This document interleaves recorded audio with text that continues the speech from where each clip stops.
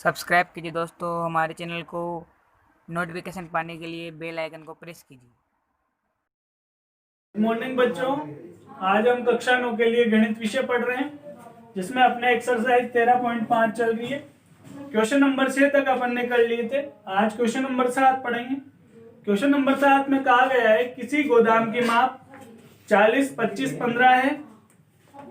इस गोदाम में 1.5, 1.25 और 0.5 की माप वाले लकड़ी के अधिकतम कितने क्रेट रखे जा सकते हैं। तो ये गोदाम की माप लिख दी, लंबाई 40, चौड़ाई 25, ऊंचाई 15। लकड़ी के क्रेट की भी लंबाई 1.5, चौड़ाई 1.25 और ऊंचाई 0.5 मीटर है, लिख दिया। अब वो अपन से पूछ रहा है कि लकड़ी के अधिकतम कितने क्रेट इस गोदाम में रखे जा सकते हैं। तो इसके लिए अपन को सर्वप्रथम गोदाम का आयतन निकालना पड़ेगा। तो गोदाम का आयतन निकाला तो क्या हो गया, लंबाई गुणा चौड़ाई गुणा ऊंचाई। मान रख दिया, लंबाई का 40, चौड़ाई का 25, ऊंचाई का 15। जब इनको अपन गुणा करेंगे तो अपन को प्राप्त होगा 15,000। और आयतन निकाला है, आयतन का मात्रक घन इकाई होता है। यहाँ पे मात्रक जो है मीटर दिया गया है, तो मीटर क्यूब हो गया। इसी प्रकार लकड़ी के क्रेट का भी आयतन निकाल लो। तो लकड़ी के क्रेट का आयतन लंबाई गुणा चौड़ाई गुणा ऊंचाई। मान रख दिया, लंबाई था 1.5, चौड़ाई थी 1.25, ऊंचाई थी 0.5। जब इनको गुणा करेंगे तो अपन को प्राप्त होगा 0.9375 मीटर क्यूब। अब देखो, गोदाम का भी आयतन आ गया, लकड़ी के क्रेट का भी आयतन आ गया। अपन को संख्या निकालनी थी अधिकतम लकड़ी के क्रेट की जो गोदाम में रखे जा सकते हैं। तो क्या करेंगे, गोदाम के आयतन में लकड़ी के क्रेट का आयतन का भाग लगा देंगे, जिसमें अपने पास संख्या आ जाएगी। तो अब लिखेंगे अपन अधिकतम लकड़ी के क्रेट की संख्या जो गोदाम में रखे जा सकते हैं। तो क्या हो जाएगी, बराबर गोदाम का आयतन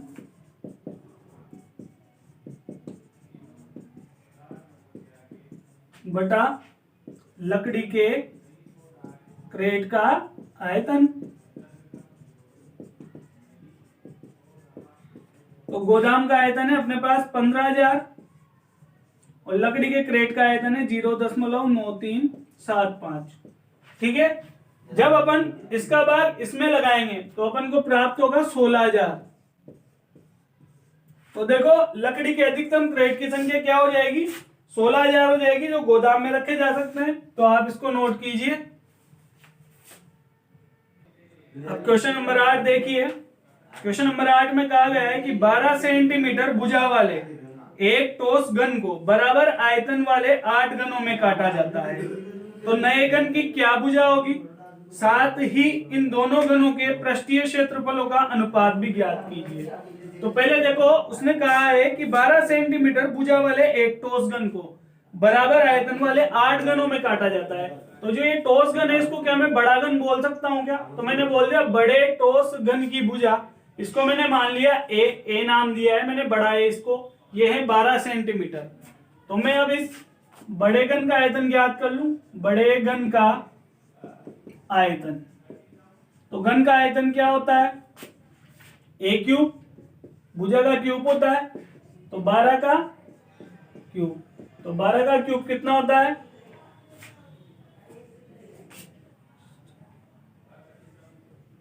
1728 सेंटीमीटर क्यूब। ये आ गया अपने पास बड़े घन का आयतन। लेकिन वो पूछ रहा है अपन को कि जब इस घन को अपन 8 बराबर आयतन वाले घनों में बांट रहे हैं, तो जो वो छोटा घन प्राप्त होगा उन 8 में से बराबर आयतन वाला एक घन होगा, उसकी भुजा क्या होगी। तो मैं यहां पे लिख सकता हूं कि 8 घनों में 8 बराबर आयतन वाले घनों में, आयतन वाले घनों में काटने पर, इस बड़े घन को काटा 8 बराबर आयतन वाले घनों में काटने पर प्राप्त होने वाले छोटे घन का आयतन।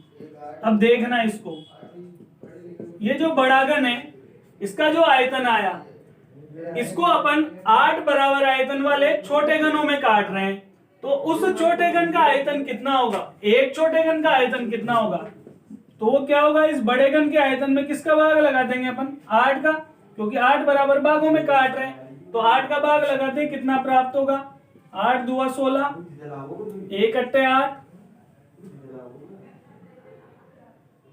6 अट्टे 48।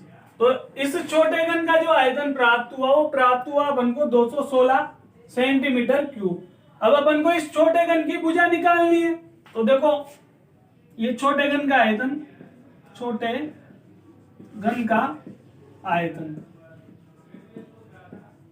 ये प्राप्त हो गया अपन को 216 सेंटीमीटर क्यूब।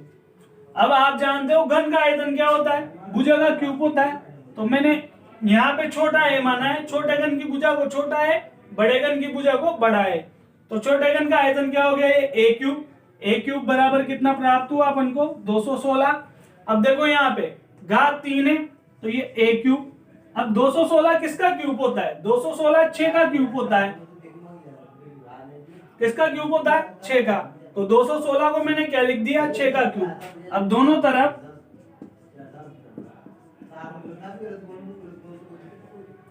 घनमूल लेने पर,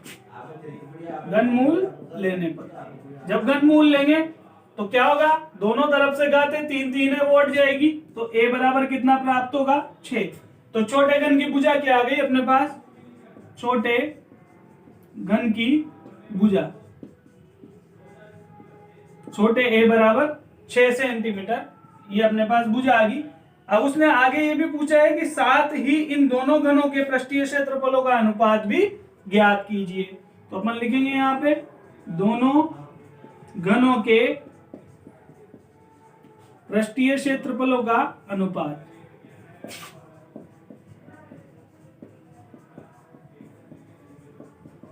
अब पृष्ठीय क्षेत्रफलों का अनुपात कैसे निकालेंगे, बड़े घन का पृष्ठीय क्षेत्रफल बटा छोटे घन का पृष्ठीय क्षेत्रफल। अब देखो बड़े घन का पृष्ठीय क्षेत्रफल क्या होगा, घन का पृष्ठीय क्षेत्रफल सब आप जानते ही हो 6a² होता है, ये होता है, तो देखो बड़े घन का क्या हो जाएगा 6, और ये वाला बड़ा है क्योंकि उसकी भुजा को अपन ने क्या माना है, बड़ा है, 6a² बटा अनुपात निकाल रहे हैं, बड़े घन का पृष्ठीय क्षेत्रफल बटे छोटे घन का पृष्ठीय क्षेत्रफल, छोटे घन का पृष्ठीय क्षेत्रफल क्या हो जाएगा 6a²। तो देखो 6 से 6 कट गया, बचा क्या a² बटा छोटा a², तो a इस बड़े a का मान कितना है 12 है, तो ये 12 का वर्ग, और छोटे a का मान कितना है, ये रहा 6 सेंटीमीटर, तो 6 का वर्ग, तो 12 का वर्ग होता है 144, 6 का वर्ग होता है 36। अब भाग लगा के देख लो कितना प्राप्त हो रहा है, 4 प्राप्त हो रहा है यहाँ पे। तो देखो दोनों घनों के पृष्ठीय क्षेत्रफलों का अनुपात क्या आ जाएगा 4, है ना, और बटे में देखो क्या आएगा 1, 4 बटा 1 आएगा, क्योंकि 36 का भाग 36 में तो 1 बार और 144 में 4 बार जा रहा है, तो अनुपात क्या आ गया 4:1। तो इसको नोट कीजिए, ये सवाल आपका खत्म हो गया है। अब क्वेश्चन नंबर 9 देखो, क्वेश्चन नंबर 9 में कहा गया है 3 मीटर गहरी और 40 मीटर चौड़ी एक नदी 2 किलोमीटर प्रति घंटे की चाल से बहकर समुद्र में गिरती है, तो 1 मिनट में समुद्र में कितना पानी गिरेगा, ये अपन को ज्ञात करना है। तो इस सवाल को ध्यान से समझना, मान लो ये कोई नदी है, ठीक है, और ये यहाँ पे समुद्र है बहुत बड़ा, ये नदी, इस नदी का पानी इस समुद्र में गिर रहा है, तो इस नदी की जो ये गहराई है, ये जो है ये है चौड़ाई, चौड़ाई तो दी है 40 मीटर, और जो गहराई दी है मतलब गहराई इसके अंदर वाली, ये वाली यूं अंदर है ये, तो ये गहराई जो दी है, गहराई है 3 मीटर, तो ये जो गहराई होगी ये नदी की ऊंचाई कहलाएगी, नहीं है कहलाएगी, इसको अपन ऊंचाई मान सकते हैं। तो मैंने नदी की गहराई को ऊंचाई बराबर लिख दिया 3 मीटर, चौड़ाई है 40 मीटर। अब वो बोल रहा है कि ये नदी 2 किलोमीटर प्रति हावर की रफ्तार से बह रही है, जो इसके बहने की चाल है वो है 2 किलोमीटर प्रति हावर। तो वो अपन से ये पूछ रहा है कि इस नदी का पानी 1 मिनट में इस समुद्र में कितने लीटर गिरेगा या कितने मीटर गिरेगा, ये अपन से पूछ रहा है। तो यहाँ पे ध्यान से समझना, जब ये पानी बह रहा है, इसकी चाल 2 किलोमीटर प्रति आवर है, तो ये चाल ही क्या होगी, इसकी लंबाई होगी। अपन को तो लंबाई की आवश्यकता है। यहाँ पे लंबाई कैसे होगी, क्योंकि पानी जब ये बहेगा तो जितना पानी बहेगा वही नदी की लंबाई होती जाएगी, जहां तक पानी बहेगा, तो वो क्या हो जाएगी, चाल ही लंबाई हो जाएगी। लेकिन आप यहाँ पे देखो, यहाँ पे दिया हुआ है किलोमीटर और यहाँ पे सब जगह मात्रक है मीटर। तो अपन को तो आवश्यकता किसकी है, मीटर की है। तो पहले तो अपन इस चाल को मीटर में बदले, तो 1 किलोमीटर में 1000 मीटर होते हैं। तो जब इसको अपन बदलेंगे तो किससे गुणा करेंगे, 2 गुणा 1000, 1000 से गुणा करते ये क्या हो जाएगा, मीटर प्रति हावर हो जाएगा। तो कितना प्राप्त हुआ, 2000 मीटर प्रति हावर। ये अपन ने चाल निकाली है। अब जो ये चाल है, ये चाल ही किसके बराबर हो जाएगी, लंबाई के बराबर। ये लंबाई होगी, लंबाई L, ठीक है। तो अब अपन को क्या निकालना है, नदी का आयतन, या तो आयतन बोल लो या फिर बहने वाला पानी बोल लो। तो आयतन बोलेंगे अपन। तो आयतन क्या हो जाएगा, लंबाई, चौड़ाई, ऊंचाई, यही होता है। तो लंबाई तो आ गई अपने पास 2000, चौड़ाई है अपने पास 40 और ऊंचाई है अपने पास 3। इनको गुणा कर लो तो देखो 4 तिया 12, 120 हो गया। 120 को जब 2 से गुणा करेंगे तो 240 और पीछे ये 3 जीरो। अब देखो ये जो प्राप्त होगा अपन को, वो किस में प्राप्त होगा, यहाँ पे सब में मीटर मीटर मीटर था, तो ये मीटर, और इसके पीछे प्रति हावर भी लगाना पड़ेगा मुझे। क्यों, क्योंकि अपन इसको पूर्ण रूप से लंबाई नहीं मान सकते, क्योंकि ये चाल है और प्रति घंटे की चाल है। तो ये मीटर प्रति हावर, क्योंकि अपन को आंसर किस में लाना है, मिनट में लाना है कि 1 मिनट में गिरने वाला पानी। तो देखो ये आंसर आया अपने पास, नदी का आयतन जो है 2,40,000 मीटर क्यूब प्रति हावर। ये प्राप्त हो गया, मतलब 1 घंटे में इतना पानी बह रहा है नदी में से, वो समुद्र में गिर रहा है। 1 घंटे में गिरने वाला पानी है ये।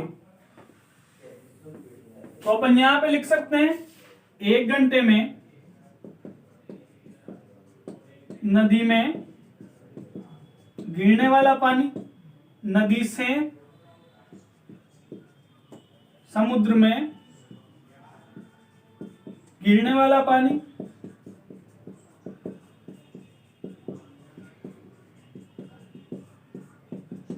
कितना पानी गिर रहा है, 2,40,000 मीटर क्यूब। अब इसके पीछे प्रति आवर लगाने की जरूरत नहीं है, क्योंकि अपन ने यहाँ पे लिख दिया 1 घंटे में नदी से समुद्र में गिरने वाला पानी। तो अपन को ज्ञात किसमें करना है, उसने पूछा है कि 1 मिनट में समुद्र में कितना पानी गिरेगा। तो अपन यहाँ पे लिखेंगे 1 मिनट में समुद्र में गिरने वाला पानी।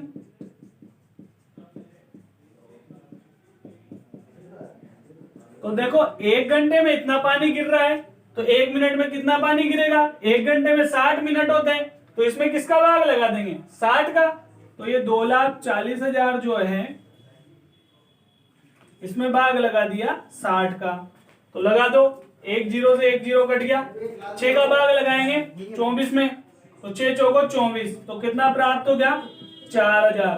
तो 1 मिनट में समुद्र में गिरने वाला पानी कितना है, 4,000 मीटर क्यूब। यदि आपको ये लीटर में निकालना है, यदि आंसर लीटर में लाना है, तो क्या करेंगे, आपको पता है 1 मीटर क्यूब है, 1 मीटर क्यूब में कितने लीटर होते हैं, 1,000 लीटर। तो इसको किससे गुणा कर देंगे, लीटर में आंसर लाने के लिए 1,000 से। तो 1,000 से गुणा कर देंगे, ये प्राप्त हो जाएगा अपन को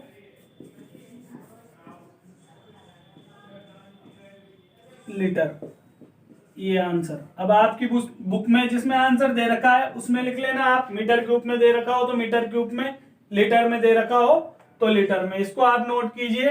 ये आपके प्रश्नावली खत्म हो गई है। धन्यवाद।